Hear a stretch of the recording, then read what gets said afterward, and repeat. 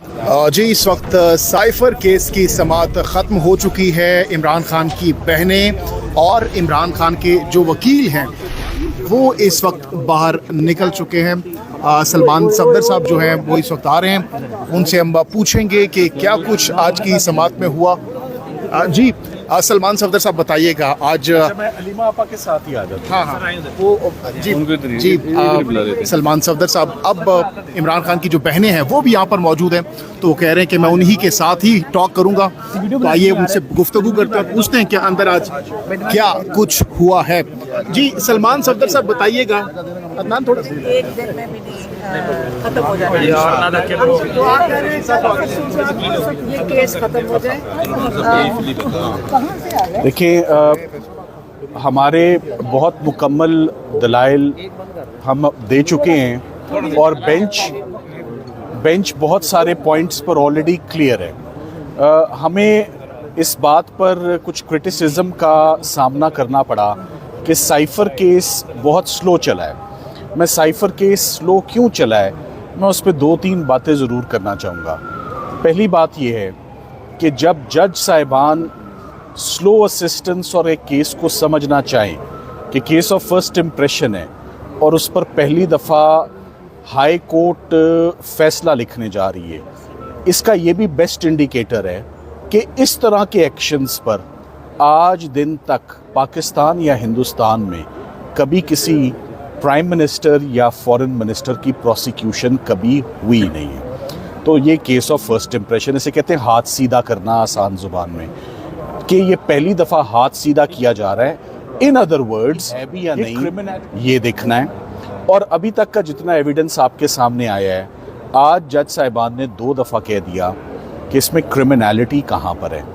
आज जज साहिबान ने 2 दफ़ा इकट्ठे कह दिया कि अगर आप एक फौजदारी के मुकदमे में, क्या ये बात दुरुस्त है कि साइफर के मुकम्मल केस में जितनी भी शहादत रिकॉर्ड हुई, साइफर के अंदर क्या लिखा हुआ था वो कोई भी गवाह अदालत में उसने ये बात नहीं बताई।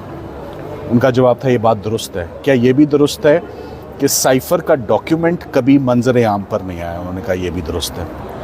तो आज जो सरकार अपना सारा केस साबित करना चाह रही थी, बड़े मज़े की बात है जो आपको बताने वाला हूँ। आज सरकार अपना सारा केस एक ऐसी किताब से बताना चाह रही थी, जो किताब हमने मांगी तो उन्होंने कहा सीक्रेट है, आपको नहीं मिलेगी।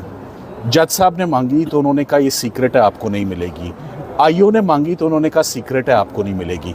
और तो और जो सबसे हैरानकुन बात थी, आप सब लोग वहाँ मौजूद थे जब सुप्रीम कोर्ट में हम इमरान खान साहब और शाह महमूद कुरैशी साहब की ज़मानत आर्ग्यू कर रहे थे, तो honourable mister justice Mansoor Ali Shah साहब ने कहा वो किताब तो दिखाएं जिससे सारे रूल्स गवर्न होते।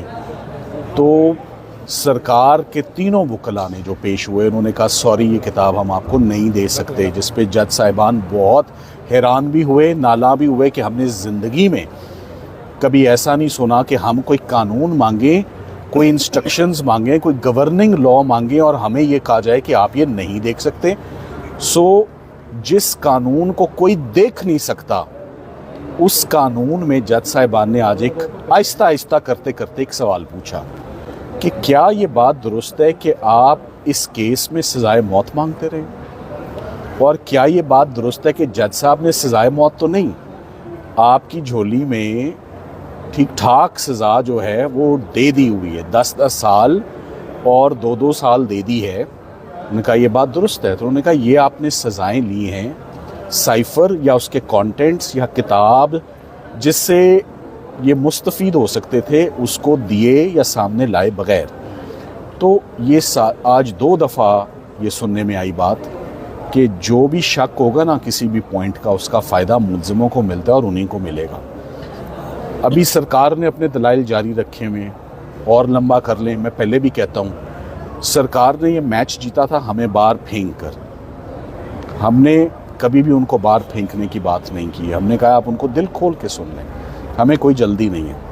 हमें जल्दी थी, हम चाहते थे ईद से पहले कोई अच्छी बात मिल जाए, नहीं मिली तो नहीं मिली, तो फिर अच्छा फ़ैसला ही लिखा जाए आने वाले टाइम के लिए, लोगों के लिए, वकला के लिए, स्टूडेंट्स के लिए, रहनुमाइयों के। साइफर क्या बुलाए। और आज जितना आराम आराम से सरकार अपने केस को पढ़ रही है, जितना ज़्यादा कानून को पढ़िए उतनी गहरी जो है वो खड्डा उनके लिए खुदता जा रहा है जिसमें वो गिरते जा रहे हैं। कल का दिन अहम है, कल के दिन ये अपने आर्ग्यूमेंट्स को कंक्लूड करेंगे, वाइंड अप करेंगे।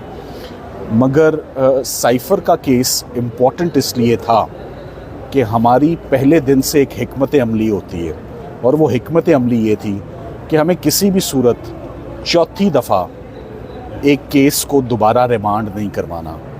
मैंने आपको पहले भी एक दफ़ा बोल दिया था, आमद हुई थी, आज फिर बोल देता हूँ। 4 मौके CSS की अटेम्प्ट में भी नहीं मिलते, 4 मौके मियाँ बीवी को भी नहीं मिलते। तो जज अबू असनाद जुल्करनैन साहब को कैसे 4 मौके मिल जाएं कि एक ही केस पे वो चौथी दफ़ा अपना हाथ सीधा करें, और चौथी दफ़ा जो केस में कमियां रह गई हमसे सुन के उन कमियों को पूरा कर लें, फ्लॉज को, डिफेक्ट्स को, शॉर्टकमिंग्स को, लकूनास को, उनको फिलअप कर लें वो।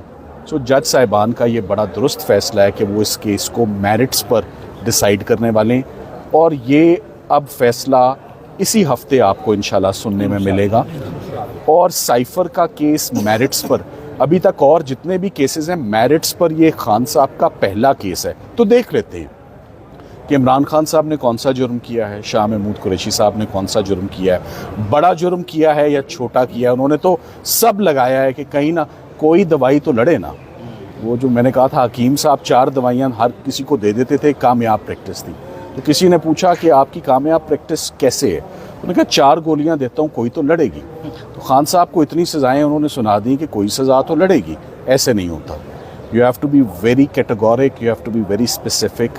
ये किसी की लाइफ लिबर्टी की बात है। ये बात मैं ज़रूर कहूँगा कि जब एक वज़ीर आज़म बिहाइंड द बाज हो, जब एक seasoned foreign minister behind the बाज हो, तो उनकी एक टॉप प्रायोरिटी बनती है। इमरान खान साहब को बिल्कुल स्पेशल नहीं ट्रीट किया जा रहा। अगर मैं ये डिमांड करूँ ना, बिल्कुल स्पेशल नहीं है। स्पेशल ये होता है कि मैं कहूँ आज ही फैसला सुना जाएगा।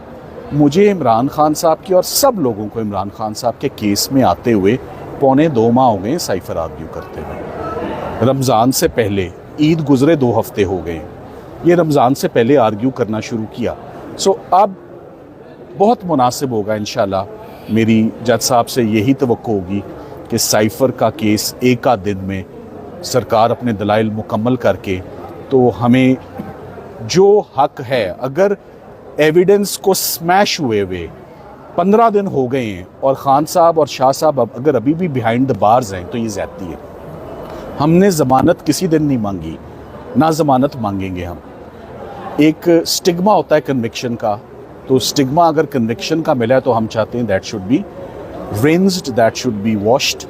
एंड ये इनको दोनों को इन चार्जेस से, एक बात मैं और कहता चलूँ, आज एक शख्स को जब बरी किया जाता है तो 2 बातों पर बरी किया जाता है। एक जुमला बोला जाता है कि शक का फ़ायदा, हमें शक का फ़ायदा नहीं चाहिए, शक के फ़ायदे वाला केस ही नहीं है। ये केस है जहां पर prosecution has totally entirely failed political victimisation का केस है। अंग्रेज़ी में बताता हूँ, बेनिफिट ऑफ डाउट नहीं चाहिए, ये बेनिफिट ऑफ डाउट का केस नहीं है। आज 1-2 दफ़ा मेरे सुनने में आई बात, अगर ये होगा तो शक का फ़ायदा किसको मिलेगा? शक वाली तो बात भी नहीं है, हम तो बहुत दूर हैं शक से। बस यही कहूँगा आज के दिन के लिए। जो किताब सुप्रीम कोर्ट में पेश नहीं करेगी, वो पुरस्कार किताब आज पेश करने की ज़रूरत क्यों पड़ी, आप क्या समझते हैं? जी, आज जब वो किताब फाइनली, और जज साहिबान बहुत, आपने देखा वो परेशान थे उस किताब को लेकर कि हम इसको घर ले जा सकते हैं, हमें इजाज़त है, और अगर ये हमसे गुम हो गई तो क्या ये पर्चा हमारे ऊपर होगा? तो वो सरकार ने कहा कि जी ये किताब आज सलमान साहब को दे दें। मैंने कहा जी जो किताब मुझे इतने दिन नहीं मिली वो मैंने अब लेकर क्या करनी है, इम्तिहान हो गए, जो देखना था वो सब हो गया, तो अब मैं इससे मुस्तफ़ीद नहीं होना चाहता। ये अपनी किताब अपने पास रखें। कोई ऐसा कानून नहीं होता जो किसी को दिखाया ना जा सके, किसी को बताया ना जा सके और सज़ाए मौत मांगी जाए। आज जज साहिबान कह रहे थे सज़ाए मौत मांग रहे थे बताए बगैर, बस इतना ही काफ़ी है आज।